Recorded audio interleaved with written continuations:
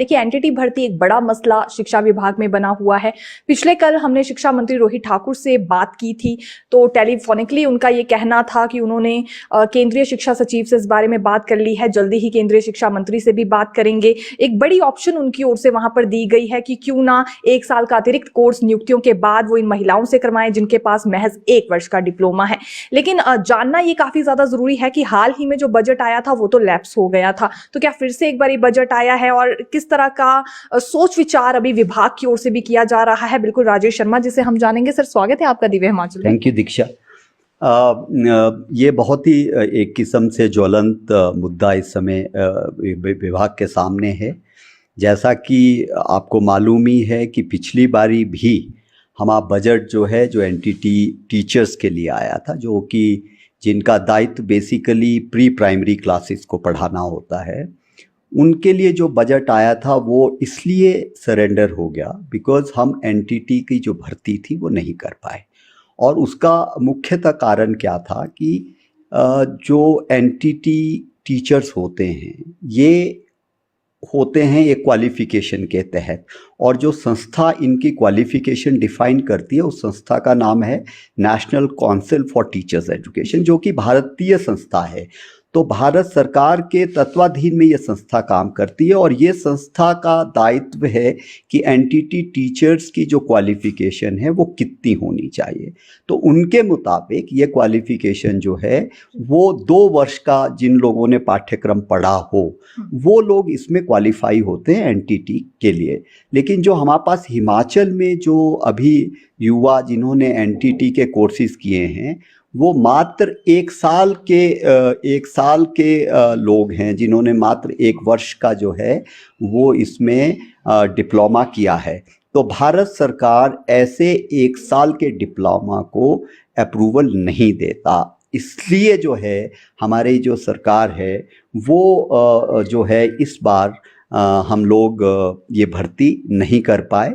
पर जैसे आपने खुद कहा कि हमारे माननीय सीएम साहब भी दिल्ली में ही हैं और माननीय हमारे जो शिक्षा मंत्री हैं वो भी दिल्ली में ही हैं, और उन्होंने कल विभिन्न स्तरों पे मतलब जो हमारा मंत्रालय है शिक्षा मंत्रालय भारत सरकार का, उसमें विभिन्न स्तरों पे इन्होंने ये मामला उठाया है। तो मुझे बिल्कुल आशा है कि जो इसका कोई ना कोई समाधान इस साल के लिए निकल आएगा, और जो बजट इस साल हमारा आया है और ताकि हम उसका प्रॉपर यूटिलाइजेशन एनटीटी की भर्ती किसी तरीके से, अगर भारत सरकार, क्योंकि ये भारत सरकार में मात्र हिमाचल का ही मसला नहीं है, इसमें कुछ और राज्य भी है जहाँ पे इस तरह की प्रॉब्लम्स आ रही है। और इसमें सेक्रेटरी साहब ने हम लोगों को ये विश्वास भी दिलाया था जब हमने ये मसला पिछले दिनों उठाया था कि हम लोग इस पे बहुत जल्दी कुछ ना कुछ समाधान आप लोगों को देंगे। तो आई एम वेरी होपफुल कि आने वाले समय में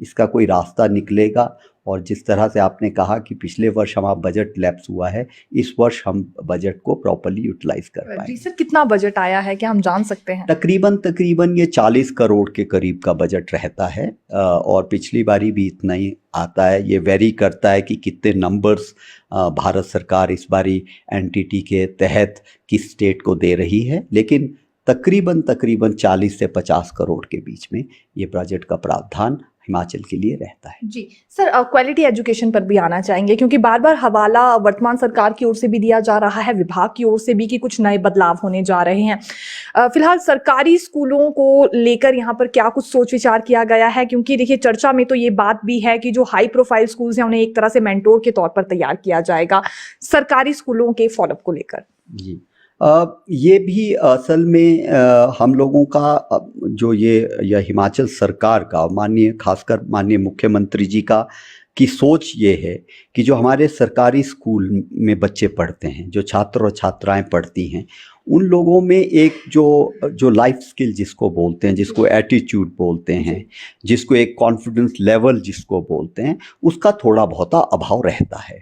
तो इन अभावों को मद्देनजर रखते हुए ये सोचा गया कि क्यों ना हम इन जो हमारे सरकारी स्कूल है इनका जो एक इंटरेक्शन है वो जो हमारे सो कॉल्ड प्राइवेट स्कूल है और वेरी प्रोमिनेंट प्राइवेट स्कूल है। हम छोटे छोटे जो शॉप्स खोल दी गई हैं प्राइवेट स्कूल, उनकी बात नहीं कर रहे हैं, हम उन स्कूलों की बात कर रहे हैं, प्राइवेट स्कूलों की, जो कि बड़े प्रोमिनेंट स्कूल्स हैं, जैसे स्नार स्कूल, बिशप कॉटन स्कूल हैं, इस तरह के स्कूलों की हम बात कर रहे हैं।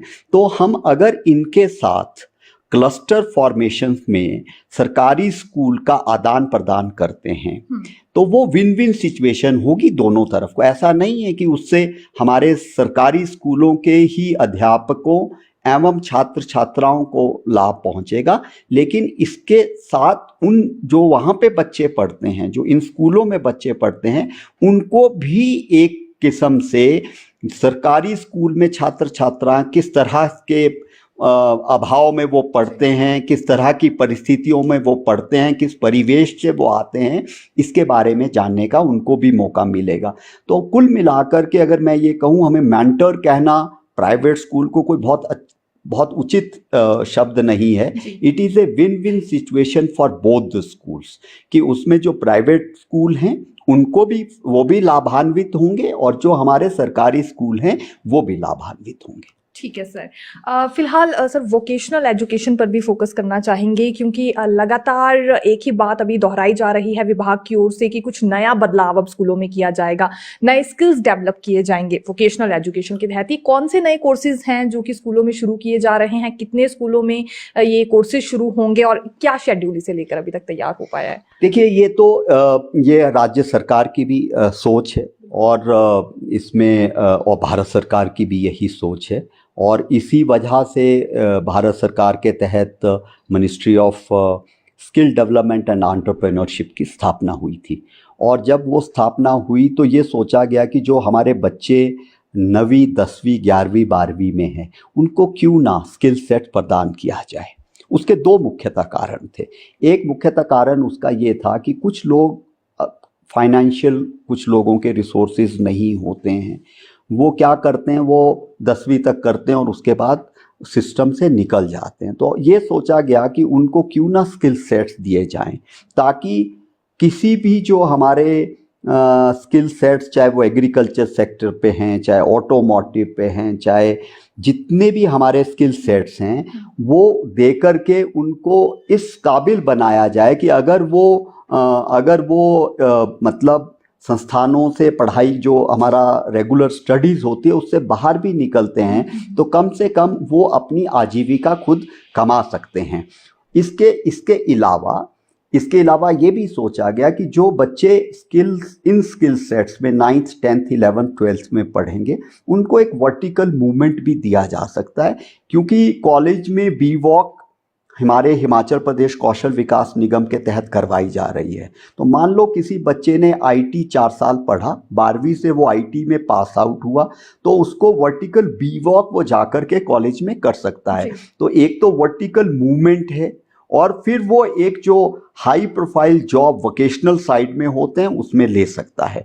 और अगर लोअर सेट्स ऑफ स्किल्स हैं, तो जैसे आईटीआई का डिप्लोमा होता है, तो 12वीं कक्षा का जो स्किल सेट्स है वो हमारे आईटीआई के डिप्लोमा के इक्विवेलेंट है। तो जो उस सेक्टर में जो जॉब पढ़ते हैं उसके लिए वो एलिजिबल हो जाता है। ठीक है सर, ये वोकेशनल एजुकेशन को लेकर काफी हाई प्रोफाइल थिंकिंग विभाग की ओर से रखी जा रही है, अच्छी बात है, लेकिन इस बीच जो टीचर्स हैं वोकेशनल एजुकेशन प्रदान करने वाले, वो परेशान हैं। क्या इन्हें लेकर भी कोई सोच विचार हो रहा है, इनकी पॉलिसी को लेकर, या फिर सैलरी स्ट्रक्चर बढ़ाया जाए? तमाम मांगे इनकी ओर से उठाई जा रही है। देखिए, जहाँ तक ये जो वोकेशनल टीचर्स हैं, पहली बात तो मैं आपको ये क्लियर कर दूं कि वोकेशनल टीचर्स जो हैं वो हम मतलब हिमाचल सरकार की तरफ से उनका अपॉइंटमेंट नहीं होता है। असल में जो भारत सरकार में नेशनल स्किल डेवलपमेंट काउंसिल बना हुआ है, उस NSDC जिसको कहते हैं, उसके तहत जो हैं वो ट्रेनिंग प्रोवाइडर सिलेक्ट होते हैं। वो ट्रेनिंग प्रोवाइडर्स जो हैं उनको हम प्रॉपर कॉम्पिटिटिव बिडिंग के थ्रू उनको डिफरेंट सेक्टर्स पे हम लोग ट्रेनिंग प्रोवाइडर्स को हिमाचल पे लाते हैं। तो जो ट्रेनिंग प्रोवाइडर्स इन बिडिंग के माध्यम से क्वालिफाई होती हैं, वो ही हमारे इन बच्चों को शिक्षित करती हैं। अब ये जो ट्रेनिंग प्रोवाइडर संस्थाएं हैं, ये ट्रेनिंग प्रोवाइडर संस्थाएं खुद जो हैं वो स्किल टीचर्स को रखती हैं, तो उनका डायरेक्ट हम लोगों के साथ कुछ नहीं होता। और दूसरा, इनका जितना भी फंड्स हैं वो भारत सरकार से आता है, इनकी जो तनख्वाहें हैं वो भारत सरकार से आती है। लेकिन हमें लगा कि इनका जो एमॉल्मेंट्स इन लोगों को दिए जा रहे हैं वो कम है, तो अब मतलब उनको 16-17 हज़ार के करीब दिया जा रहा था। लेकिन मेरे को ये हर्ष है बताते हुए कि इसमें माननीय मुख्यमंत्री जी की पहल पे, हमारे माननीय शिक्षा मंत्री जी की पहल पे हम लोगों ने ये भारत सरकार से टेकअप किया कि these salaries are too less for a vocational teacher. तो इस बार हमारा जो सैलरी पैकेज है वो 20,000 रुपया जो है हम वोकेशनल टीचर को देंगे जो पहले से लगे हुए हैं, और जो फ्रेश लगे हैं उनका पैकेज थोड़ा उनसे कम रहेगा। तो जो ये सैलरी पैकेज था वो 23,000, नॉट 19,500 बट 23,000 के करीब का वो सैलरी पैकेज इनका कर दिया गया है। ठीक है सर। सर अगली बात करना चाहेंगे स्टार प्रोजेक्ट को लेकर। हाल ही में केंद्र सरकार के साथ बैठक हुई थी, फिलहाल कितना ये बजट आया है और किस तरह की प्लानिंग है? क्वालिटी एजुकेशन की बात क्योंकि बार बार कर रहे हैं, तो किस तरह से फोकस किया जाएगा? देखिए, पहले तो हिमाचल प्रदेश उस तरह से जो हमारी स्टेट है, हम उन 6 राज्यों में सम्मिलित हैं जिन राज्यों को स्टार प्रोजेक्ट ने चुना, और इन प्रोजेक्ट्स इन स्टेट्स को स्टार स्टेट्स के नाम से कहा गया। और वो इसलिए कहा गया कि हमारा जो स्टैंडर्ड्स हैं पूरे भारतवर्ष में वो कम से कम हम पहले 3 या 4 राज्यों में आते हैं।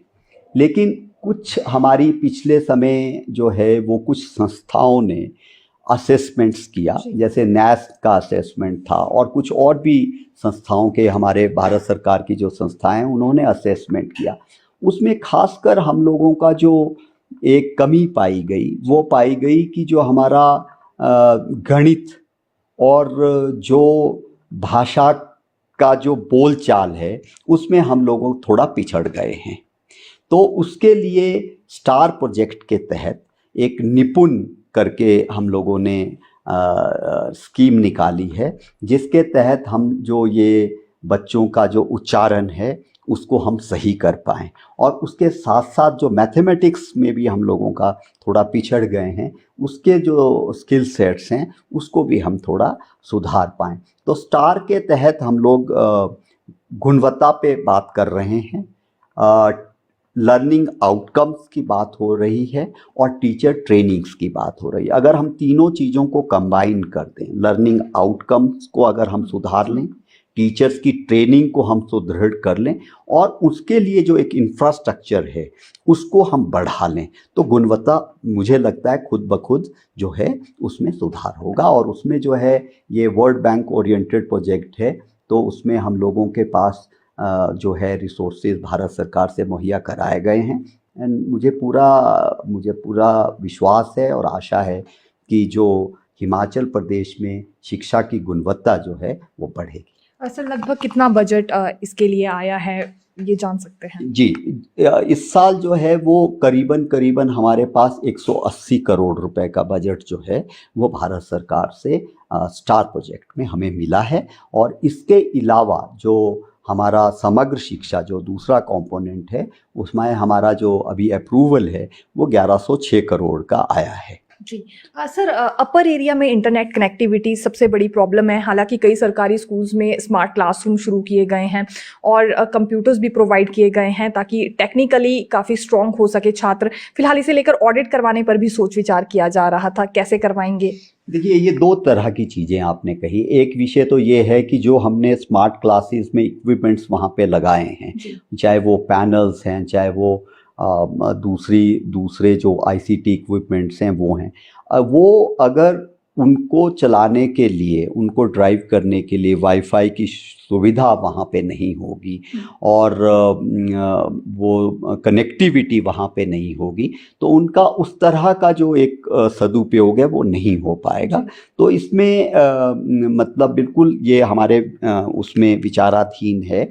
और हम इन फ्यूचर अब हमने ये बना दिया है कि जहाँ जहाँ पे भी स्मार्ट क्लासेस आईसीटी इक्विपमेंट्स जाएंगे उसमें जो वहाँ पर ये जो मोबिलिटी का या वाईफाई का इसका जो वो है प्रबंध उसी के साथ किया जाएगा। जो जहाँ पे ये पहले बिना इस प्रबंध के दिए जा चुके हैं वहाँ पे भी हमने एक पैकेज जो है उन स्कूलों में जहाँ पे ये सुविधाएं नहीं है वहाँ पे ये सुविधा जो है वो मुहैया कराई जाएगी। उसके लिए हम स्पेशल पैकेज के थ्रू इस सर्विसेज को प्रोक्योर करेंगे और उन इलाकों में भी खासकर जो दूर दराज के इलाके हैं वहाँ पे भी हम सैटेलाइट के माध्यम से वाईफाई देने की सुविधा पर विचार कर रहे हैं। तो आपको मैं मतलब सुनिश्चित करना चाहता हूँ कि जो ये हमारे जिस तरह के भी आईसीटी इक्विपमेंट्स चले हैं उनको चलाने के लिए जो हमारे को ये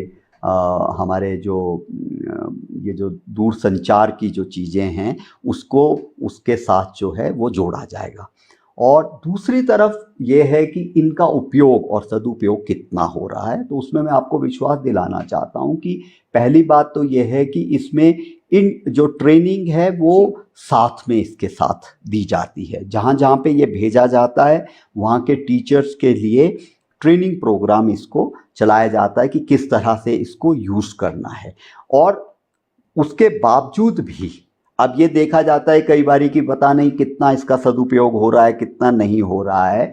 तो उसके लिए जो है इस वर्ष हमने पहले ही हमारे जो सचिव हैं डिपार्टमेंट के उनके ध्यान में ये लाया है कि एक कमेटी का इसमें गठन किया जाए और वो कमेटी जो है रैंडमली पूरे हिमाचल में जा कर के इस चीज़ की एक असेसमेंट करे कि इन जो इक्विपमेंट आईसीटी इक्विपमेंट्स दिए गए हैं वेरियस स्कूल्स में उसका कितना प्रयोग और सदुपयोग हुआ है। ठीक है सर, ये तो इक्विपमेंट्स को लेकर आपने बात कही कि ऑडिट करवाएंगे, लेकिन दूसरी बड़ी बात ये भी है कि बहुत सारे सरकारी स्कूलों से ये शिकायतें आती हैं कि प्रेजेंस वहाँ पर टीचर्स की नहीं रहती है।